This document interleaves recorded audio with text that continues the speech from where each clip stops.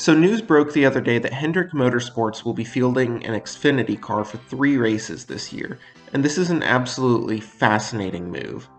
Hendrick hasn't officially fielded an Xfinity car in over a decade, when back in 2009 they fielded a car for Tony Stewart in just one race, which he won. Before that, you have to go back to 2007, a full 15 years ago, to find the last time that Hendrick had a real presence in the series.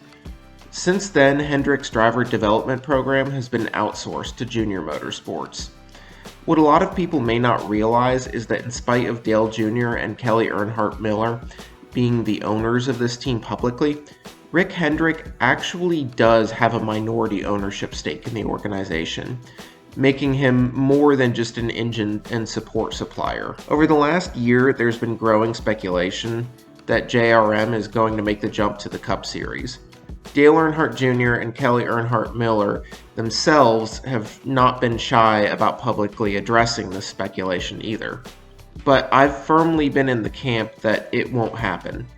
But this move by Rick Hendrick brings that stance into serious question. My reason for saying that it won't happen goes beyond the fact that JRM would have to acquire a charter, which is a challenge in itself. My biggest reason for saying this is because NASCAR does not allow anyone to have an ownership stake in more than one Cup Series team. This rule has caused some drama in the past when Rob Kaufman, the silent partner at Michael Waltrip Racing, pulled his investment from the team and bought a stake in Chip Ganassi Racing, ultimately leading to the closure of Michael Waltrip Racing. In order for JRM to come to the Cup Series, Rick Hendrick's stake in JRM would have to be divested, a fact that Dale and Kelly have acknowledged.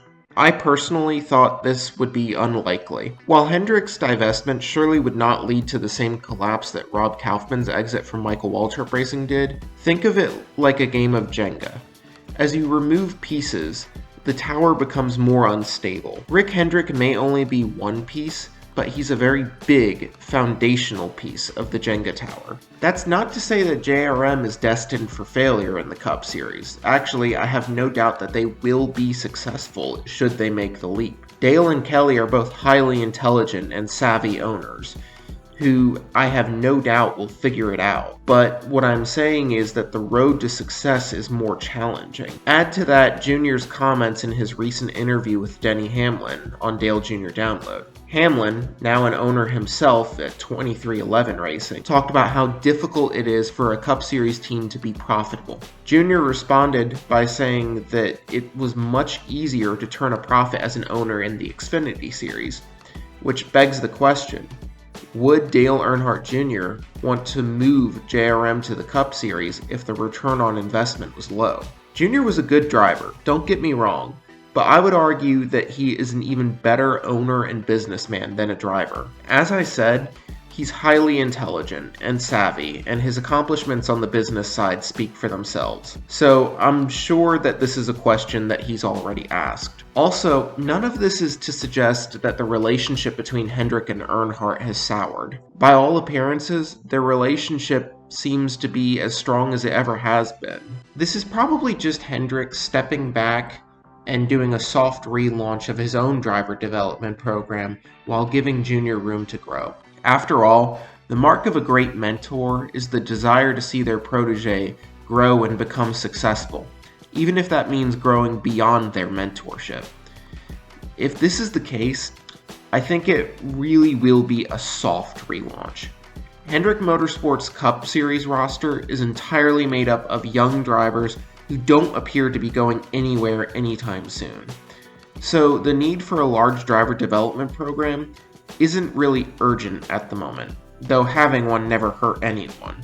This move also calls into question the thesis of one of my previous videos, discussing a possible move of Noah Gragson to Stewart-Haas next year. If JRM does make the leap to the Cup Series, then I think Gragson will immediately be the frontrunner for the ride. While I did say that in the video, I promptly dismissed the idea of JRM going to the Cup Series.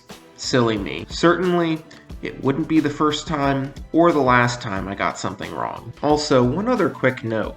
Could we just take a second to appreciate the fact that the future actually looks pretty exciting for Hendrick Motorsports?